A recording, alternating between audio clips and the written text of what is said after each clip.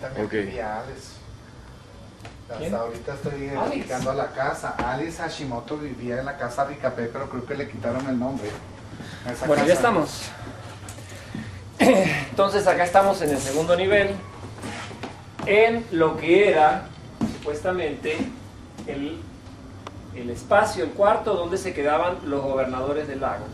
En aquellas épocas, en la década de los 40 y sobre todo los 50, que era cuando más activo estaba el lugar, no teníamos ni tantas casas de huéspedes, ni hoteles, ni todas las comodidades. Entonces, inclusive la municipalidad también utilizaba este salón, este espacio, para hacer eventos. Entonces, por eso a esta área le decían el Salón de los Gobernadores, porque eran los alcaldes de las diferentes poblaciones del lago, que cuando venían aquí a Panajachel a reunirse, aquí era donde pasaban la noche, ¿verdad? Ponían sus petates, y sobre los petates era básicamente que dormían, no había ningún mueble fijo. No se mantenía ni como dormitorio ni como comedor, sino que era solo el área, el salón, y eran muebles móviles. Todo el mobiliario era montable y desmontable, y lo volvían a dejar sin nada. Entonces, así es. ¿Cómo? Eso estaba así. ¿Qué tal eso? Que eso también fue la discoteca Los Techos. A ver, dale. A ver. Bueno. Aquí esta área, lo único que recuerdo es de cuando funcionó como discoteca, que es lo que sabemos, ¿verdad? El salón de los gobernadores fue utilizado como un bar que funcionó aquí, que se llamó Los Techos. Y esta área también era parte de la misma discoteca.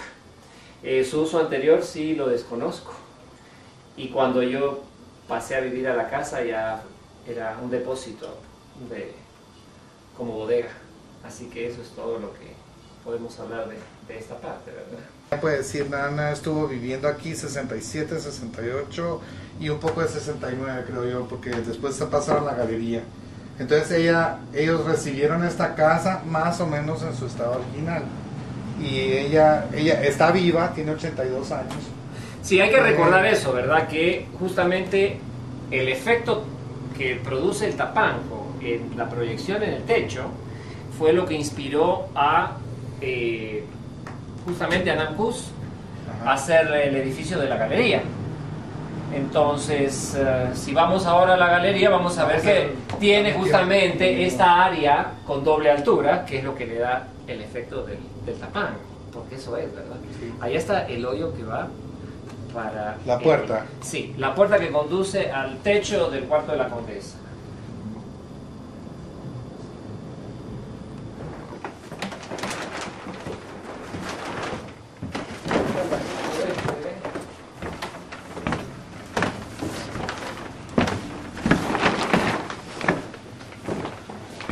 ¿Todos los baños ustedes los compusieron o los van a componer, ¿verdad? Los van a componer, sí. Sí.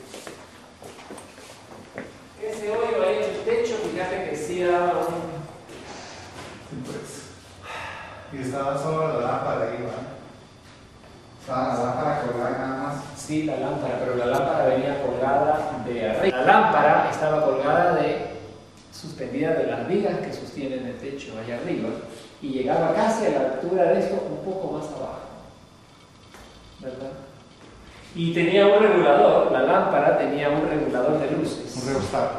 Sí, con el cual se podía graduar la luminosidad justamente del efecto de luz. ¿Y en qué año fue que hubo el restaurante? ¿Fue en el 88, 89? Cuando yo vivía aquí fue en el año 97. Ajá. En el 97 estuve yo viviendo. Previamente a eso había venido yo en los años 95. Ajá. ¿Y antes?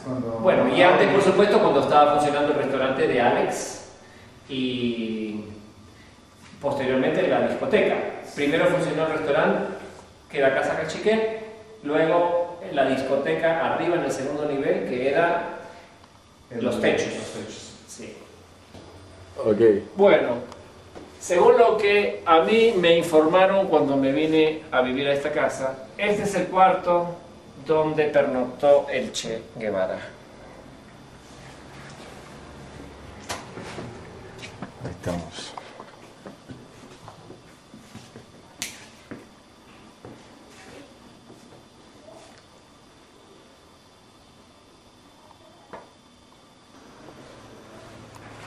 ¿Cómo así, florcitas amarradas? De hecho, cuando habité la casa en el año 97 y 98, pude verificar que un par de veces amanecieron flores amarradas a las rejas, probablemente dejadas por algún romántico nostálgico de el Che.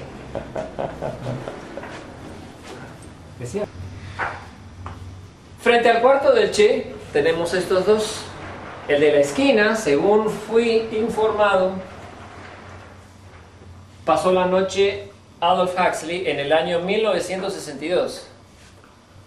Que no solamente se quedó supuestamente en esta casa, sino como está diciendo acá Camilo Rivera, también estuvo en el Hotel San Julián. Y todo el lago sabe que Huxley estuvo aquí, En el lago. visitando el lago de Atitlán. Pero en este cuarto puedo casi dar fe que estuvo. Estuvo quedándose. Sí, porque... Ahora puedes dar fe de tu cuarto. Sí, no, este sí. Este es Amy, ¿no? Aime. Amy. Así le decían, no decían Aime. Después tenemos al fondo del corredor el cuarto de la condesa. Y antes, este que es el cuarto donde estuvo Ingrid Bergman, del cual consta, hay un documento y una postal firmada por ella, que como era sueca, era amiga de la condesa, que también era sueca. Sí.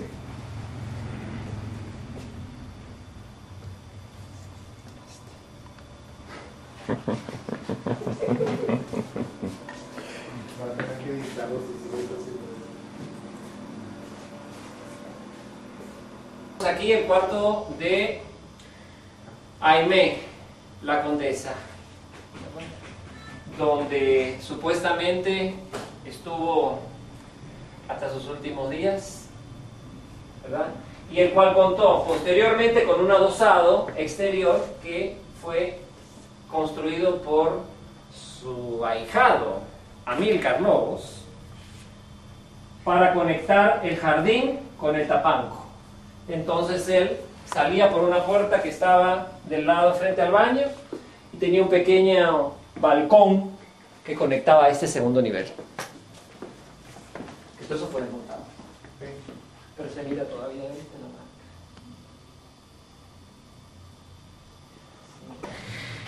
A mí se me dijo durante los días que yo tenía que ir a la ciudad de Guatemala a recibir instrucciones sobre el mantenimiento de la casa, que la condesa, junto con otras personas que la visitaban esta casa, pertenecían a cierta línea de pensamiento que estaba relacionado con los Illuminati, el movimiento Illuminati de Europa, que surgió en Alemania en el siglo XVIII. Por lo tanto, se estableció en Guatemala la Casa Cachiquel. En San Bartolomé de las Casas, en México, otra casa perteneciente a una persona que también pertenecía a ese tipo de ideas. Y finalmente, en San Francisco, la tercera, que también pertenecía a otra persona que era de la misma línea de pensamiento. Estas tres casas formaban un triángulo, y a mí se me dijo que ese triángulo era visitado en los años 40 y los 50 por gente que compartía principios del movimiento Illuminati. De ahí tenemos que en los años 50 vino Ingrid Bergman, que por ser sueca era conocida de la condesa, por eso dio el nombre a la habitación que está del otro lado del corredor y que es donde ella pernoctó, que es la habitación con el nombre de Ingrid. Junto con Ingrid también, cuando vino el Che Guevara, se supone que la condesa tenía una línea de pensamiento bastante liberal. Por eso fue que hicieron cierta afinidad y hubo ahí una especie de conexión, ¿verdad? Por las ideas liberales de la condesa junto con el pensamiento del Che Guevara, que en ese momento todavía ni siquiera era revolucionario, ¿verdad? Sabemos por la historia Cuando el Che Guevara vino a Guatemala, todavía él no era revolucionario, era simplemente un turista, pero se volvió y decidió tomar las armas en Guatemala. A él le impactó mucho las dos culturas, ¿verdad? La forma de vivir de la cultura indígena, y ahí fue donde él decidió participar en el asunto de una forma activa y renunciar a la medicina, ¿verdad? Y a su vida actual. Entonces, cuando pasó por Guatemala, decidió venir al lago de Atitlán, enseguida conoció en esa época a la condesa, y fue donde hicieron su relación, ¿verdad? Y donde se tuvieron su contacto, y por eso fue que él accedió a pasar las noches que pasó aquí en esta casa.